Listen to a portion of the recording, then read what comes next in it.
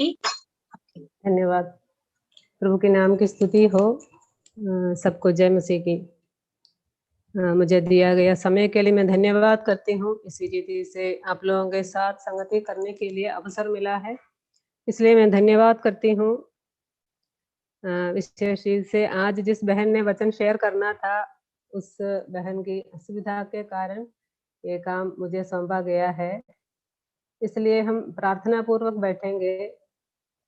2 शब्द हम प्रार्थना करेंगे। स्वर्गीय महान परमेश्वर, हम आपको धन्यवाद और स्तुति करते हैं। आप भय योग्य परमेश्वर है, महिमा के आदर के योग्य परमेश्वर है। प्रभु, हम थोड़ी देर आपके सम्मुख बैठे हैं। प्रभु, आप हमसे बातचीत कर लीजिए। जिन्होंने जुड़ा है प्रभु जी, उस बहनों के ऊपर भी आप सहायता कर। आपका वचन केवल सुनने वाले नहीं प्रभु जी, जीवन में लागू करने वाले बनने के लिए सहायता कर। मुझे भी सहायता कर। आपकी अगुवाई मदद मैं चाहती हूँ प्रभु जी, सहायता मदद कर। प्रभु यीशु मसीह के नाम से मांगते हैं, आमीन। कल हमने सुना था मसीह के साथ हमारा नया जीवन कैसे व्यतीत करना है। उसके लिए हमारा मन को, हमारा विचारों को कैसे कंट्रोल करना है, इसके विषय में हमने सुना था। आज हमारा विषय है अलग अलग क्षेत्रों में स्त्रियों का कर्तव्य क्या है। ये तो स्त्रियों का कर्तव्य अलग अलग जगह, अलग अलग क्षेत्रों में, इसके विषय में हम थोड़ी देर मनन करेंगे। उसको हम 3 भागों में बांटा जाता है। पहला है व्यक्तिगत रूप से, दूसरा है परिवार में, और तीसरा कलीसिया में।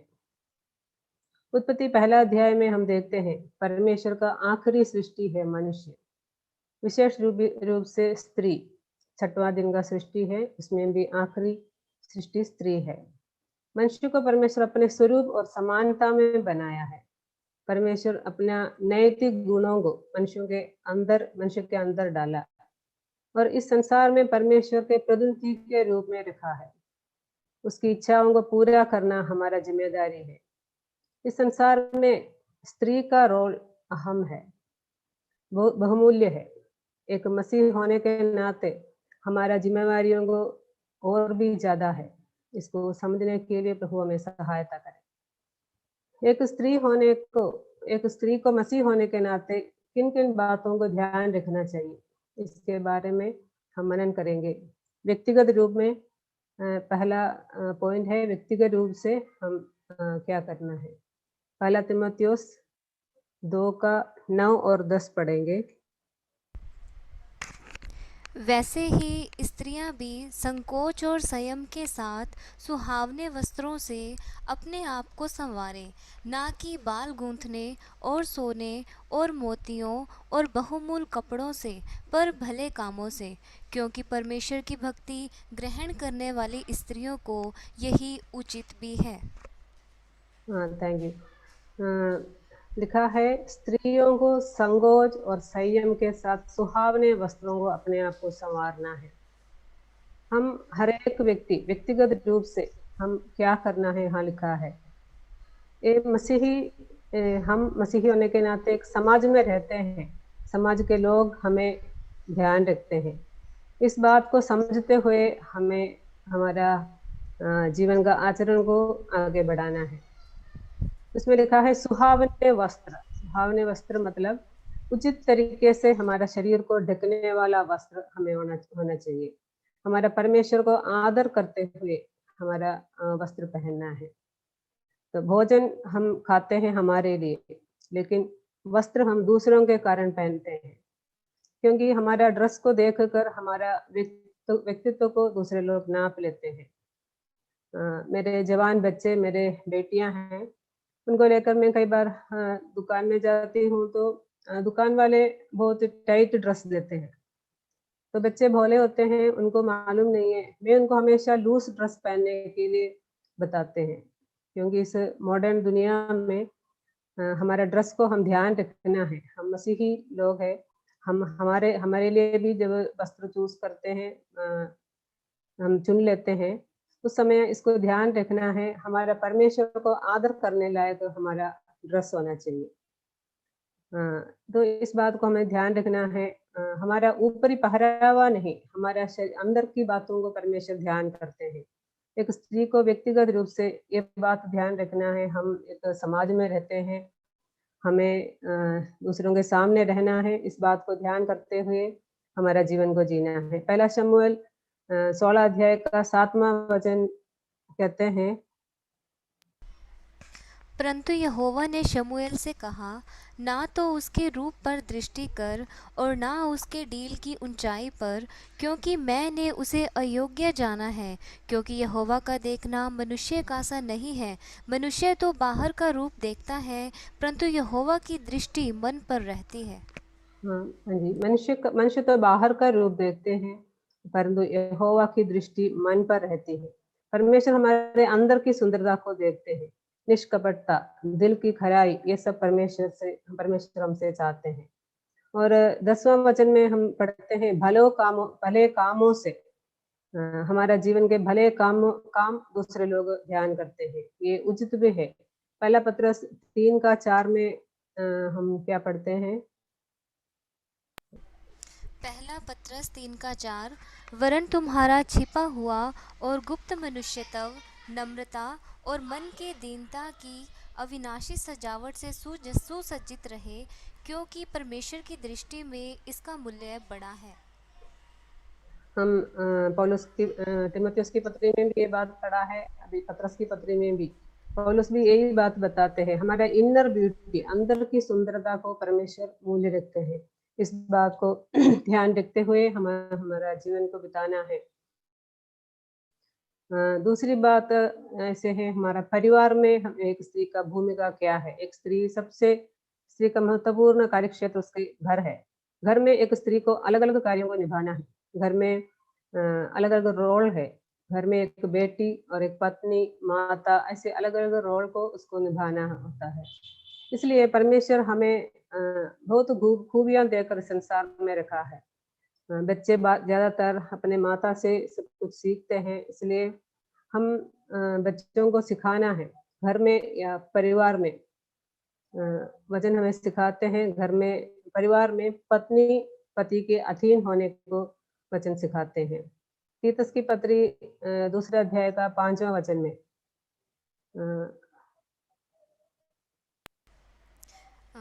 तीतुस 2 का 5, और संयमी पतिव्रता घर का कारभार करने वाली भली और अपने अपने पति के अधीन रहने वाली हों, ताकि परमेश्वर के वचन की निंदा ना होने पाए। इसमें भी हम भी लिखा है, हम पत्नी पति के अधीन रहने वाली होना चाहिए। इफिसियों 5 का 24 में भी यही बात लिखा है, हम पति के अधीन रहना है। इससे बच्चे भी हमारे बच्चे हमसे सीखते हैं, ये बात सीखते हैं। तीमुथियुस की पत्री 2 अध्याय का 14 वचन में भी हम पढ़ते हैं, स्त्री बच्चे जन्ने के द्वारा उद्धार पाएगी। बच्चों को अच्छी शिक्षा देने में, बच्चों को अच्छी तरह से बढ़ाने में स्त्री का एक कर्तव्य है। इसके संबंध में मैं एक स्त्री के बारे में बताना चाहती हूँ। मैंने पढ़ा है सुसन्ना वेस्ली के बारे में। एक चार्ल्स वेस्ली और जॉन वेस्ली की माता थी। उनको 19 बच्चे थे और 9 बच्चे बचपन में ही मर गए थे। 10 बच्चों को उन्होंने पाला था। बच्चों में सकारात्मक भावना बनाने के लिए या डिसिप्लिन में रखने के लिए उन्होंने कुछ रूल्स बनाए थे। हम भी घर में अपने बच्चों के लिए कुछ रूल्स बनाते हैं। ये लेडी क्या कुछ सिखाया था, उसके बारे में मैं बताना चाहती हूँ। उसने बच्चों को घर में ही सिखाते थे, मतलब होम स्कूलिंग घर पे ही पढ़ाते थे। जब 5 साल के बच्चे होते हैं, उसी समय घर में पढ़ाना शुरू करते थे और घर में हमेशा शांत वातावरण बनाए रखती थी। और एक गलती के लिए 2 बार सजा नहीं देती। मतलब हम बच्चे एक बार गलती करते हैं तो बार-बार उनको सजा देती, नहीं तो बार-बार उनको बोलते रहते हैं। लेकिन इस बहन ने एक बार सजा देती थी।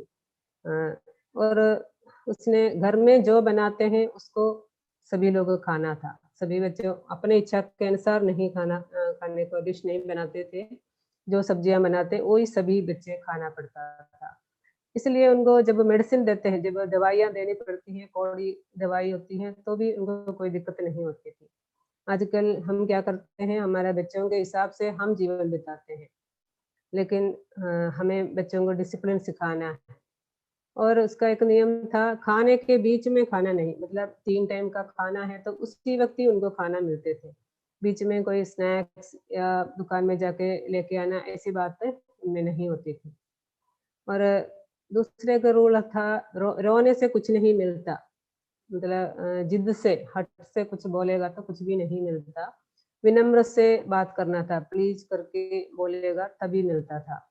और बच्चे सज़ा से डर कर कभी झूठ बोलते हैं, इसको रोकने के लिए उस बहन ने अपने नियम बनाई थी। जो गलती करता है, अगर वो अपना गलती को मान ले और आगे ऐसा नहीं करेंगे करके निर्णय लेगा, तो उन्हें सज़ा नहीं मिलती थी, सज़ा नहीं देती थी। और उसने ऐसे नियम था, दूसरों का छोटे से छोटे चीज़ भी छूने का अनुमति बच्चों को नहीं देती थी। इसी तरह वो अपने घर को अनुशासन में रखती थी। हम एक हर एक माता यानी तो हर एक स्त्रियाँ अपने घर को प्रबंध करते हैं। घर को सही रीति से प्रबंध करने के लिए हमें सीखना है। हम मसीही लोगों का घर परमेश्वर का महिमा के लिए होना चाहिए। हर काम परमेश्वर की महिमा के लिए करना चाहिए। घराने को अच्छा हेल्थ के लिए भोजन बनाना है। घर के प्रबंध परमेश्वर की महिमा के लिए हमेशा ये विचार से हमें करना चाहिए। घर हमारा हम स्त्रियों का अधिकार क्षेत्र है। परमेश्वर को हमारा घर का मुख्य बनाकर रखना है। हम स्त्रियों के द्वारा घर में सभी जन आशीषित हो जाए, यही हमारा विचार होना चाहिए। और घर में हम ध्यान रखने वाली एक बात है, नीति वचन 31 का 27 में हम पढ़ते हैं। पर वह अपने घराने के चाल चलन को ध्यान से देखती है और अपनी रोटी बिना परिश्रम नहीं खाती। मतलब आलसी नहीं बनना। एक घर में कितना काम होते हैं हम जानते हैं, खाना बनाना है, सफाई, बर्तन धोना, कपड़े धोना, ऐसे बहुत काम होते हैं। इसमें हम प्राथमिकता देते, एक-एक काम को प्राथमिकता देते हुए एक ऑर्डर के रूप में हम काम करना है।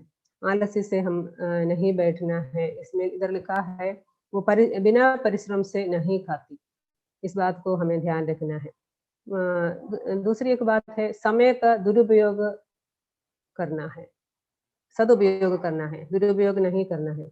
हम सभी बहनों के पास, सभी लोगों को 24 घंटे है, लेकिन उसको सही तरीके से कई लोग उपयोग करते हैं, कई लोग सही तरीके से नहीं उपयोग करते। सही तरीके से उपयोग करने में हमें कामयाब होना है, इस बात को हम ध्यान रखना है। हर रोज़ जो-जो कार्य को करना है, उसको हम क्रमानुसार या सिस्टमैटिकली करने के लिए उत्साहित करें। ये ध्यान रखना है, हमारा घर का सिर पति है और हम स्त्री घर का प्रबंध करने वाले, नहीं तो होम मैनेजमेंट हमारे हाथ में है। हम पति के अधीन रहना है, इस बात को हम परिवार के क्षेत्र में, हमारे जीवन में हम देखना है। और घर घर का अच्छा प्रबंध करने के लिए हम सीखना है, प्रभु हमें सहायता करे। और तीसरी बात है, कलीसिया में बहनें। हम पहली बात हमने देखा है, व्यक्तिगत रूप से हम क्या कुछ देखना है, हमारा ड्रेस, हमारा बोलचाल, हमारा व्यवहार सब दूसरे लोगों के सामने है, इसलिए हमें ध्यान रखना है। और दूसरी बात हमने देखा, हमारा परिवार हमारा कार्यक्षेत्र है, हमारा घर हमारा कार्यक्षेत्र है, उसको हम सही तरीके से कैसे प्रबंध करके हमें आगे बढ़ना है। तीसरी बात है, कलीसिया में हम बहनें क्या करना है। गलतियों की पत्री 3 अध्याय 26 से 28 तक पढ़ें। क्योंकि तुम सब उस विश्वास करने के द्वारा जो मसीह यीशु पर है परमेश्वर की संतान हो, और तुम में से जितनों ने मसीह में बपतिस्मा लिया है उन्होंने मसीह को पहन लिया है। अब ना कोई यहूदी रहा और ना यूनानी, ना कोई दास ना स्वतंत्र, ना कोई नर ना कोई नारी, क्योंकि तुम सब मसीह यीशु में एक हो। हाँ, इसमें लिखा है नारी नरी नर और नारी सब मसीह में एक है। जो परमेश्वर हमें बनाया है, एक करके बनाया है, परमेश्वर के सम्मुख हम स्त्री और पुरुष एक समान है। क्योंकि दोनों जीवन के वारिस है, जीवन के वरदान के वारिस है। पहला पत्रस 3:7 में लिखा है। लेकिन परिवार और कलीसिया में हमारी भूमिका अधीनता का है। ये बात को हमें ध्यान रखना है। परमेश्वर के सम्मुख हम एक समान है, पुरुष और स्त्री, लेकिन हमारे परिवार में और कलीसिया में हमारा भूमिका अधीनता का है। स्त्रियों को कलीसिया में कुछ रेस्ट्रिक्शंस या प्रतिबंध दिया है। रेस्ट्रिक्शंस या प्रतिबंध किसी को पसंद नहीं होते हैं, चाहे बच्चे हो या बड़े लोग हो। वर्तमान परिस्थिति में हम मजबूरी से रेस्ट्रिक्शन में बैठे हैं, लेकिन परमेश्वर की बातों को, परमेश्वर के वचन को मानने में मजबूरी से नहीं, आनंद के साथ हमें मानना है। पहली बात है, कलीसिया में लीडरशिप रोल बहनों को नहीं दिया। लीडरशिप रोल परमेश्वर लेडीज को नहीं दिया है। जब कलीसिया इकट्ठे होते हैं तब लीडिंग करने का अधिकार पुरुष को दिया है। पहला कुरिन्थियों 14:34 में लिखा है, मैं स्त्रियां कलीसिया में चुप रहे, उन्हें बातें करने की आज्ञा नहीं परंतु अधीन रहने की आज्ञा है। पहली सदी में जब भविष्यवाणी था, अन्य भाषा वगैरह होते थे, उसी समय भी उसको बोलने के लिए अधिकार नहीं था, उसमें पाबंदी लगाया था। इसलिए स्त्रियों का रोल हम समझना है, अधीनता का है। दूसरी बात है, कलीसिया में स्त्रियां सिर को ढके रखना। पहला कुरिन्थियों 11:3 और 4 वचन। सो मैं चाहता हूँ कि तुम यह जान लो कि हर एक पुरुष का सिर मसीह है और स्त्री का सिर पुरुष है और मसीह का सिर परमेश्वर है। जो पुरुष सिर ढाके हुए प्रार्थना या भविष्यवाणी करता है वह अपने सिर का अपमान करता है। हम स्त्रियां परमेश्वर के सम्मुख आते हैं या कलीसिया में आते हैं, हमारा सिर को ढके रखना है। स्त्रियों को अपना सिर उखाड़ के रखने का अनुमति नहीं है। ये दोनों बात हम ध्यान रखना। फिर स्त्रियों को क्या भूमिका है? स्त्रियां कुछ भी नहीं करना, बोलना नहीं है, लीडरशिप नहीं है, तो ये फिर हमें स्त्रियों को क्या भूमिका निभाना है? बच्चों के बीच का सेवकाई हमें निभा सकते हैं, बहनों के बीच का सेवकाई निभा सकते हैं, और एक आदर्श जीवन, एक नमूना के रूप में हम कलीसिया में दूसरे विश्वासियों के सामने जीवन बिता सकते हैं। प्रभु के लिए आत्माओं को जीतना इत्यादि काम हम लेडीज कर सकते हैं। अब तक मैंने जो बताया है वे सब हम ज़्यादातर लोग समझते हैं, जानते हैं। कलीसिया में हम कैसे रहना है और हमारा घर परिवार में हमें कैसे रोल निभाना है और व्यक्तिगत रूप से क्या निभाना है। अभी जो बातें बताने जा रही हूँ, ये एक परिपक्व विश्वासी को ध्यान में रखने की ज़रूरत है। कई नई विश्वासियाँ होते हैं, विश्वास में बढ़ने वाले लोग होते हैं, कई लोग परिपक्व होते हैं। इन आगे ऊपर बताए हुए बातों को लागू करने के लिए प्रैक्टिकल प्रॉब्लम्स है, मतलब व्यवहारिक समस्या है, विशेष रूप से उत्तर भारत के नए विश्वासियों के लिए। उत्तर भारत के लगभग सभी विश्वासी लोग पहले पीढ़ी का विश्वासी लोग, ये हम समझना है।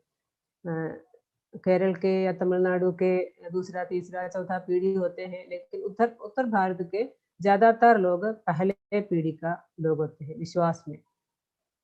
इस बात को ध्यान में रखते हुए पहली बात है, इन्हें इन सभी बातों का जानकारी नहीं है। उतना ही नहीं, उनके पुराने जीवन शैली और रीति रिवाज का प्रभाव भी अभी भी उन लोगों के अंदर है।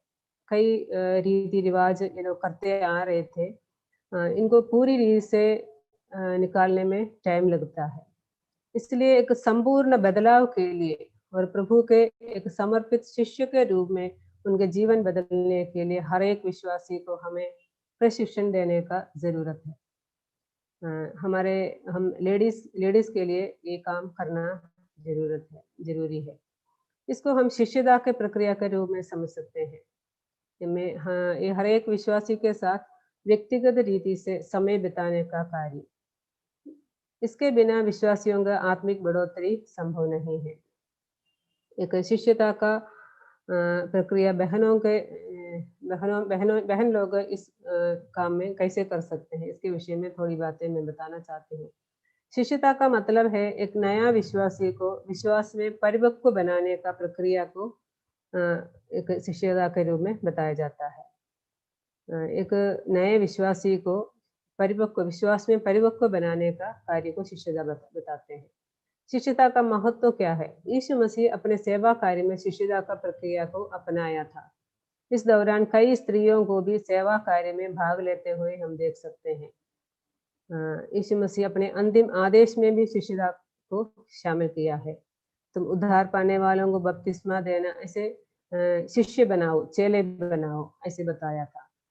यीशु मसीह का ये अंतिम आदेश में ये बात बताया था। सुसमाचार को सब जगहों में फैलाने का 72 तरीका शिष्यता है।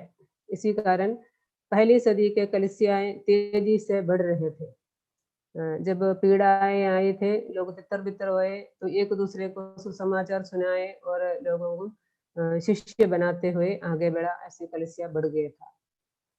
हमारा शिष्यता का क्षेत्र क्या है? मसीह जीवन में हर क्षेत्र में शिष्यता अनिवार्य है। विशेष रीति से मसीही आधारभूत शिक्षाओं के संबंध में, मतलब फंडामेंटल टीचिंग्स, हमारा उद्धार के विषय में, बपतिस्मा के विषय में, इनका उद्धार के निश्चयता को ये लोग नहीं समझते हैं। अगर हम उनसे पर्सनल व्यक्तिगत रूप से हम अगर उनसे बातें करेगा, नए विश्वासी लोगों के साथ बातचीत करेगा, तो हमें समझ में आता है ज़्यादातर लोग कई चमत्कार देखकर या चंगाई को अनुभव कर कर विश्वास में आते हैं।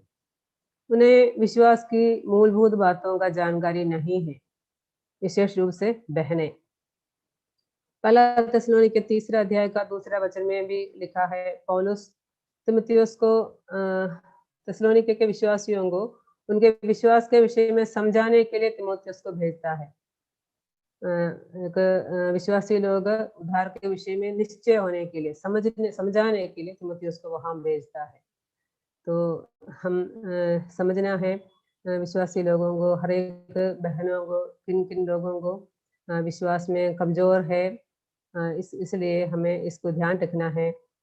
विश्वासी लोग उद्धार में कितना तक आया है, उद्धार पाया है कि नहीं पाया, ये एक बहन ही कर सकते हैं, इसलिए हमें इस बात को ध्यान रखना है। पहले मैंने बताया था घर का प्रबंधन करना, पैसे का सही उपयोग करना है, ये हम घर में जब सीखते हैं, इस बात को हम हर एक बहनों को भी सिखाने का आवश्यकता है। हम विश्वास के परिपक्व बहनें ये बातों को जानते हैं, लेकिन हमारे नए विश्वासी लोगों को इस बात को हमें सिखाने का आवश्यकता है। पैसे हम हर एक परिवार में परमेश्वर जो पैसा देते हैं, नहीं तो जितने आमदनी है, उसी के अनुसार पैसे को मैनेज करने के लिए इन्हें सिखाना है। उदाहरण में अक्सर लोग लोन लेकर उसको किस्त भरने के ज़िंदगी बिताते हैं। ऐसे इसी कारण में किस्त भरते-भरते हर महीना इनको टेंशन होते हैं। परमेश्वर के इस संतुष्टि और आनंद को अनुभव करने के बजाय टेंशन, चिंता भरे जीवन को ये लोग व्यतीत करते हैं। इसलिए फाइनेंशियल मैनेजमेंट, पैसा को सही उपयोग करने के लिए उसको सिखाना है और परमेश्वर का आनंद वो लोग अनुभव करें। घर के सभी सदस्यों के साथ सही संबंध बनाए रखने के विषय में, विशेष रूप से इन लोग के साथ हमें जीवन बिताने के विषय में हमें सिखाना है। अधिकतर घरों में सासू माँ और बहुओं के बीच समस्या रहते हैं। इसके वजह से मसीह जीवन के आनंद को अपने जीवन में अनुभव नहीं कर पाते। इसके समाधान ढूँढने में उनको मदद करना है और परमेश्वर के साथ सही तरीके से समय बिताने के संबंध में भी इन्हें सिखाना है। क्योंकि ज़्यादातर लोग टाइम पर गेहूँ का टाइम आते हैं, उस समय उसको कटनी में जाते हैं। ऐसे अलग-अलग काम होते हैं, उसी समय कामकाज में जाते हैं। इसलिए परमेश्वर के साथ टाइम बिताने के लिए इनको आदत नहीं है, या फैमिली प्रेयर भी कई घरों में नहीं होते। इस बात को भी हमें सिखाना होता है। उत्तर भारत के कई विश्वासी लोग, विशेष रूप से गाँव के लोग, पढ़े लिखे नहीं होते। ऐसी स्थिति में हमें हिंदी अक्षर को पढ़ाने का स्तर स्तर से शिष्यता के कार्य शुरू करने की ज़रूरत है। हमें इसके लिए समय चाहिए, हमारा टाइम बहुत चाहिए। उन्हें इसी रीति से परिपक्व विश्वासी बनाने के लिए काफ़ी समय खर्च करने की ज़रूरत है। हमारी पूरी ज़िंदगी इसके लिए अलग करनी पड़ेगी, क्योंकि ये बहुत धीमी गति से चलने वाला कार्य है। इस काम को बहुत ही धीरज के साथ करने की ज़रूरत है। उन्हें सेवा कार्य के लिए तैयार करने में वो भी हमें कर सकते हैं। रोमियो की पत्री 16 अध्याय में कुछ बहनों का नाम लिखा है, जिन्होंने पौलुस के साथ सेवा कार्य में परिश्रम किया था। तो इन बातों को ध्यान रखना है। हम लेडीज़ को करने के लिए बहुत ही कार्यक्षेत्र है। हमें अगर करना चाहते हैं तो हमें उसके लिए टाइम निकालना है। हमारे अंदर उसका भावना होना चाहिए लोगों को आगे बढ़ाने के लिए। वचन की शिक्षा सुचारू रूप से देने के लिए हमें भी खुद वचन को सीखना है और इस बात को सिखाना है। उनको प्रैक्टिकल लाइफ में उनको सिखाने के लिए हम सबको प्रभु सहायता करें। इन वचनों के साथ प्रभु हमें आशीषित करें। प्रभु के नाम की महिमा हो। मुझे दिया हुआ इस अवसर के लिए भी मैं प्रभु को धन्यवाद करती हूँ। धन्यवाद।